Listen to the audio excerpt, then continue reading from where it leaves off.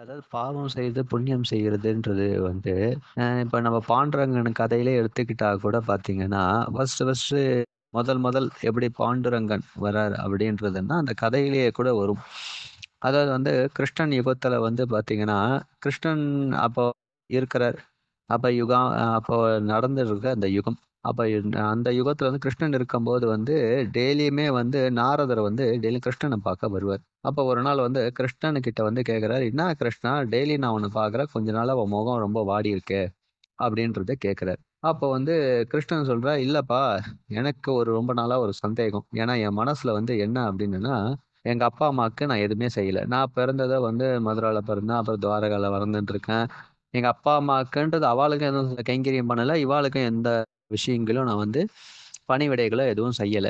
அதனால வந்து எனக்கு ரொம்ப நாளா ஒரு ஆசை. யாருன்னா வந்து அப்பா, அம்மாவுக்கு சேவை பண்றவாள பார்க்கணும். அப்படி பார்த்தாலாவது வந்து பார்த்தீங்கன்னா, நான் ஒரு புண்ணியம் அடைவேன். அப்படின்றது ரொம்ப நாளா என் மனசுல ஏங்குது. அப்படி யாருன்னா தெரியுமா? நீ தான் 3 லோகத்துலயும் சுத்துறியே! நீ தான் நல்லா எல்லாத்துக்கும் போயிட்டு, போயிட்டு வரியே! உனக்கு யாருன்னா தெரியுமா? அப்படின்றத கேட்கிறாரு. உடனே அப்ப நாரதர் சொல்றார், "இருக்கான் சுவாமி. அப்படி ஒருத்தன் இருக்கான். புண்டலீகன்னு ஒருத்தன் இருக்கான்.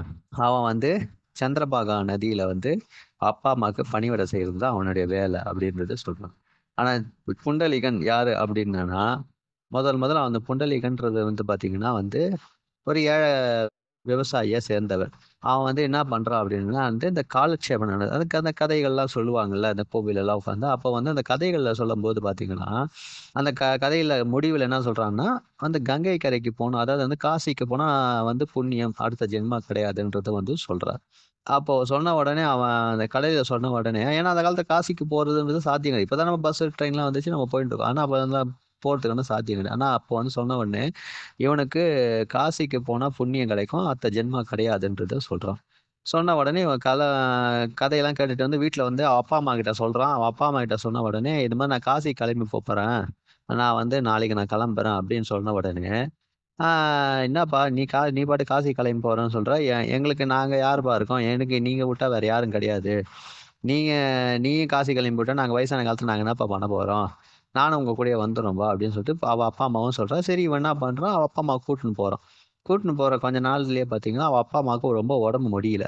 அப்ப என்ன பண்றான், தோள்ல வச்சு தூக்கிட்டு வரான்.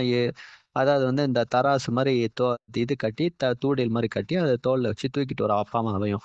அப்பயும் அவனால நடக்க முடியல. அப்ப என்ன பண்றான், ஒரு சின்ன சந்திரபாகா நதி கிட்ட வந்து குடில் மாரி அமைச்சு, அதாவது வந்து ஓலை குடிசை மாரி அமைச்சு, அப்போ வந்து அங்க தங்கி, சரி கொஞ்ச நாள் இங்க தங்கிட்டு அதுக்கப்புறம் காசிக்கு போலான்னு சொல்லிட்டு, அதுக்கப்புறம் அங்க தங்கி இருக்கான். அங்க வந்து டெய்லியும் பார்த்தீங்கன்னா, அவன் அப்பா, அம்மாவுக்கு இப்ப காத்தால எழுந்துக்கிறான், போறான், வரான். இந்த இது ஒண்டி தான் அவனால பண்ணிட்டு இருக்கான். திடீர்னு ஒரு நாள் பார்த்தீங்கன்னா, விடிகாலத்தால எழுந்துக்கிறான். 5 மணிக்கு எழுந்துக்கிறான். 5 மணிக்கு 3 மணிக்கு எழுந்துக்கிறான். 3 மணிக்கு எழுந்து போய் அந்த நதி கரையில ஓரத்துல போய் பார்த்தா, அங்க இன்னொரு குடிசை இருக்குது. குடிசை இருக்கிறது பார்த்தீங்கன்னா, அது ஒரு முனிவருடைய குடிசை. அந்த முனிவர் குடிசையில பார்த்தீங்கன்னா, ஒரு 3 பொம்னாட்டி உள்ள போறதுக்கு முன்னாடி ரொம்ப அழுக்கா வரா.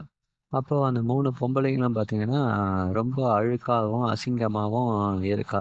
இப்போ வந்து அந்த குடிசை உள்ள அவ போறா. வெளியில வரும்போது பார்த்தீங்கன்னா, அப்படியே தங்க நகரமா ஜொலிச்சிட்டு இருக்கா. இதெல்லாம் வந்து வெளியில இருந்து அந்த புண்டலீகன் வந்து பார்த்துக்கிட்டே இருக்கான். என்னடா இது உள்ள போகும்போது இவ்வளோ அசிங்கமா உள்ள போனாங்க.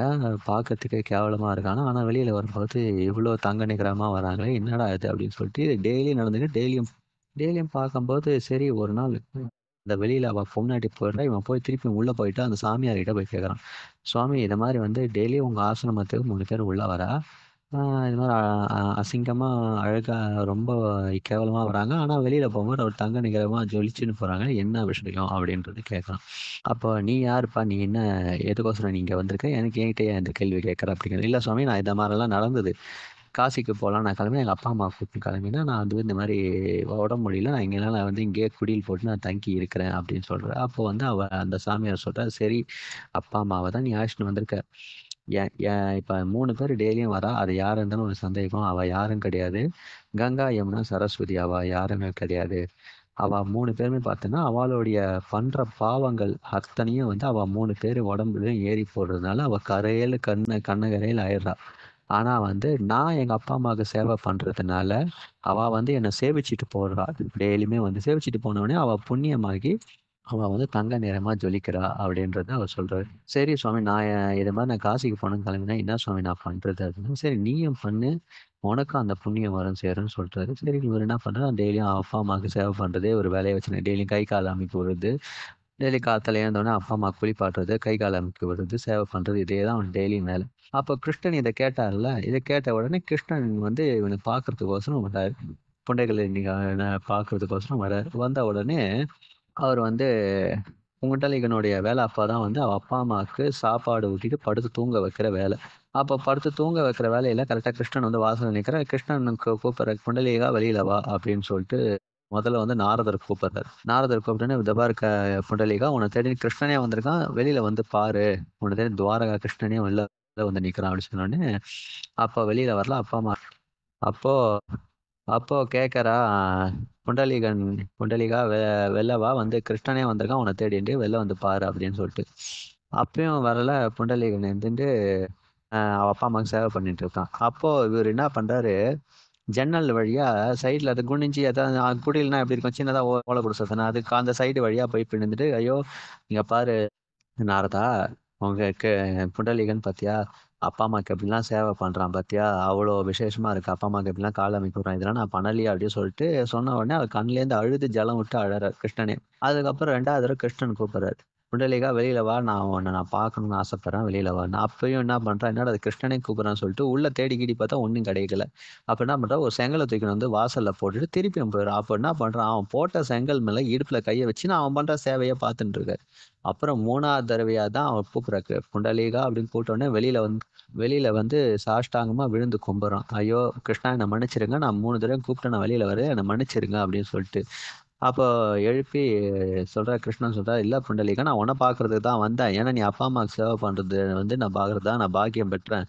உனக்கு என்ன வரம் வேணுமோ சொல்லு அப்படின்றாரு. அப்போ வந்து புண்டலீகன் வந்து 2 வரம் கேட்கறான். நீங்க வந்து எனக்கோசரம் வரல. நீங்க வந்து அப்பா அம்மா சேவை பண்றதுக்கோசரம் தான் நீங்க வந்தீங்க.